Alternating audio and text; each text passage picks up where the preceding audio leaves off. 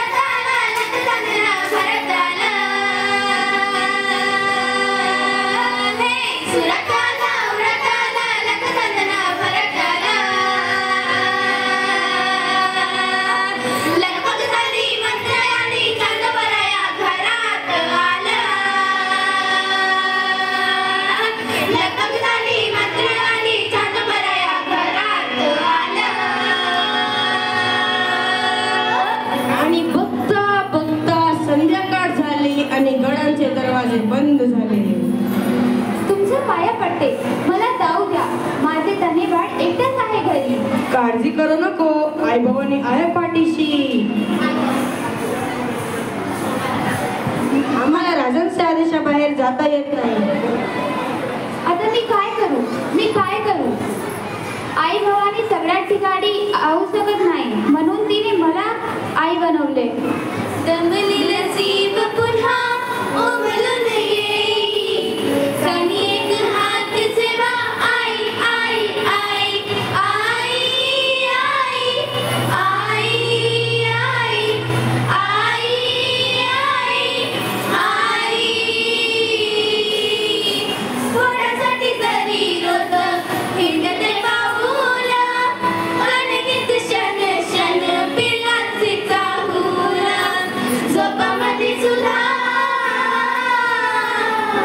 झोपामध्ये सुद्धा मध्ये जागी जागी राई. राजाच्या आदेशाबाहेर दरवाजे उघडणे शक्य नसल्यामुळे हिराच्या नजरेसमोर येत होतं फक्त तिचं तानं बाळ. त्याच्या आठवणीने व्याकुळ झालेली हिराने किल्ल्याच्या कड्यावरून खाली उतरण्याचा निर्णय घेतला. जगणे दुर्घट झाले असती संसारी, नसतीच जैतून माझी केवारी. केशी गंडियाचे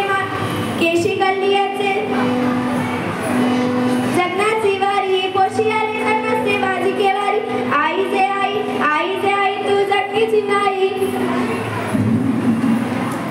त्रैलोक्यनाथून अज्ञातून नाही आई से आई आई आई आई आई आई आई आई आई आई